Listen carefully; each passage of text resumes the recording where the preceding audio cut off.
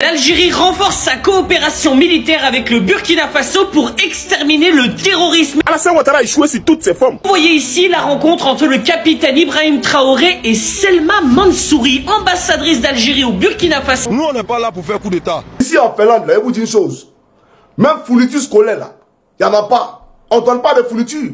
Du moment où l'école est gratuite, là, quand tu vas à l'école, on te donne tout ce dont tu as besoin là-bas. Même si tu veux stylo, ton stylo est fini. Ils vont te donner stylo. Comment sait-on que l'Algérie va s'impliquer plus encore dans la lutte contre le terrorisme? Eh bien parce que c'est Selma Mansouri qui nous le dit à la fin de sa mission au Burkina Faso. Écoutez. Aujourd'hui, dans l'histoire de la Côte d'Ivoire, d'Oufo-Boigny jusqu'à Gbagbo, un étranger n'a jamais dormi dans ce cimetière en fait raison ivoirienne. Mais pourquoi c'est sur le règne d'Alassane Ouattara que ça se fait?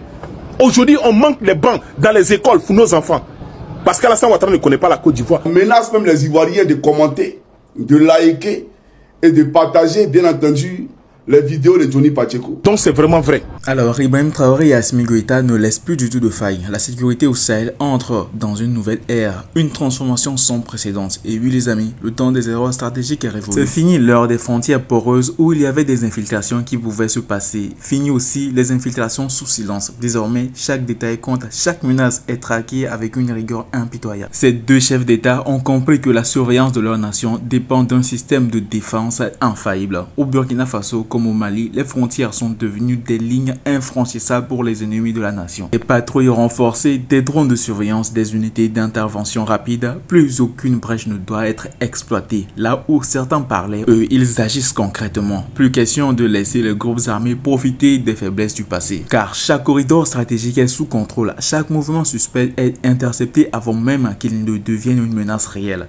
Mais ce n'est pas seulement une question de surveillance. Les forces de sécurité sont mieux équipées, mieux formées et mieux coordonnées. Fini les bricolages, place à une armée modernisée, prête à répondre à toute tentative de déstabilisation. Grâce aux nouveaux partenariats militaires, notamment ceux avec la Russie, les matériels dernier cri affluent, tanks, hélicoptères, systèmes de défense très sophistiqués, l'arsenal de l'AES devient un cauchemar total pour quiconque oserait s'y affronter. Et ces ennemis du Mali ou du Burkina qui pensaient que la menace viendrait de l'extérieur, ils avaient aussi tort. Assimi et Ibrahim Traoré ont compris que les premières failles viennent de l'intérieur surtout. Corruption, infiltrée, traître en uniforme. Donc le nettoyage total s'impose. L'heure n'est plus à la complaisance. Chaque homme est tenu de ne pas blaguer et de maintenir la sécurité à 100%. Chaque point stratégique est confié à des patriotes prêts à défendre leur nation au péril de leur vie. Ceux qui ont vendu leur loyauté pour quelques billets sont traqués et neutralisés. Et pendant que certains s'agitent à l'extérieur, l'AES renforce sa position. L'alliance des États du Sahel devient une forteresse impénétrable. L'unité entre le Mali, le Burkina et le Niger envoie un message très clair. Plus jamais nos nations ne seront à la merci des décisions extérieures. La CEDEAO, l'Occident, les ennemis cachés et tapis dans l'ombre, tous sont désormais face à une alliance plus déterminée que jamais. Le message est simple, la sécurité avant tout. Ibrahim Traoré tout comme Assimi Goïta ne reculeront pas devant rien du tout. Ils ne laisseront jamais leur pays à la merci du chaos. Ceux qui rêvaient de voir l'instabilité perdurer peuvent tout oublier désormais. L'AES monte en puissance et rien ni personne ne pourra stopper cette ascension. C'est un véritable coup d'accélérateur donné à l'initiative présidentielle Faso-Mebo.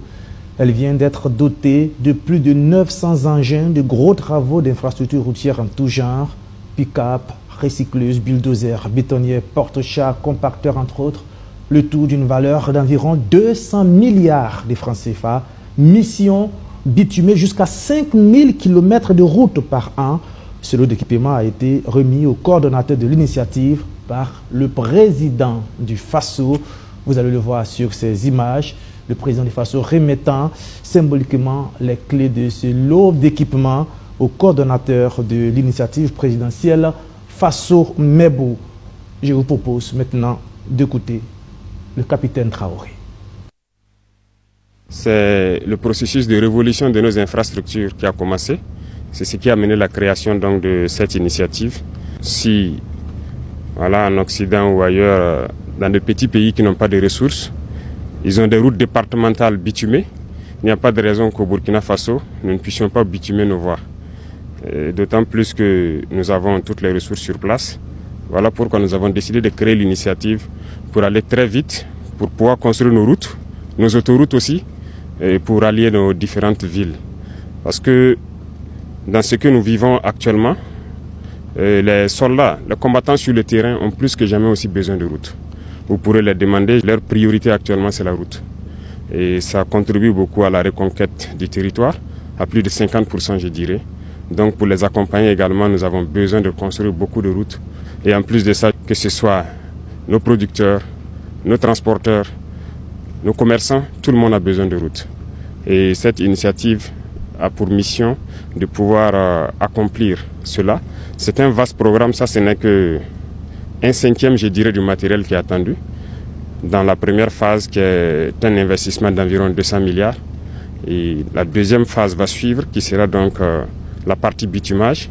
Et le rythme dépendra donc de ce que le peuple aura souhaité, parce que très bientôt nous leur ferons un point de situation. L'objectif étant de pouvoir bitumer chaque année entre 3000 et 5000 km au Burkina Faso. Et j'espère que nous pourrons commencer très bientôt les travaux pour le bonheur du peuple burkinabé. Ibrahim Traoré et Assimi Goïta ne laissent plus de place aux failles. La sécurité au Sahel entre dans une nouvelle ère, une transformation sans précédent. Le temps des erreurs stratégiques est révolu. Fini les frontières poreuses. Fini les infiltrations sous silence. Désormais, chaque détail compte. Chaque menace est traquée avec une rigueur impitoyable. Les deux chefs d'État ont compris que la survie de leur nation dépend d'un système de défense infaillible.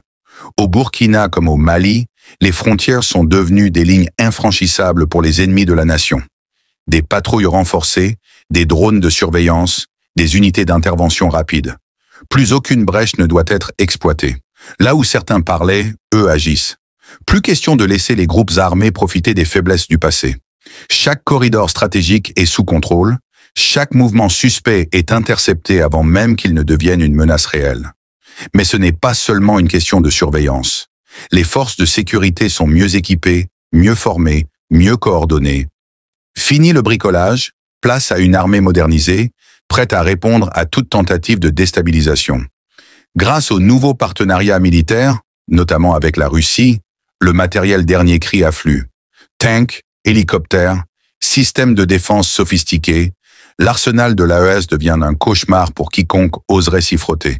Les ennemis du Mali et du Burkina pensaient que la menace viendrait de l'extérieur. Ils avaient tort. Assimi et Ibrahim ont compris que la première faille vient de l'intérieur. Corruption, infiltrés, traîtres en uniforme. Nettoyage total. L'heure n'est plus à la complaisance. Chaque homme en tenue est au scruté. Chaque poste stratégique est confié à des patriotes prêts à défendre leur nation au péril de leur vie. Ceux qui ont vendu leur loyauté pour quelques billets sont traqués et neutralisés. Et pendant que certains s'agitent à l'extérieur, l'AES renforce sa position. L'alliance des États du Sahel devient une forteresse imprenable. L'unité entre le Mali, le Burkina et le Niger envoie un message clair. Plus jamais nos nations ne seront à la merci de décisions extérieures. La CEDEAO, l'Occident, les ennemis cachés dans l'ombre, tous sont désormais face à une alliance plus déterminée que jamais. Le message est simple, la sécurité avant tout. Traoré et Goïta ne reculeront pas. Ils ne laisseront plus jamais leur pays à la merci du chaos. Ceux qui rêvaient de voir l'instabilité perdurer peuvent oublier. L'AES monte en puissance et rien ni personne ne pourra stopper cette ascension.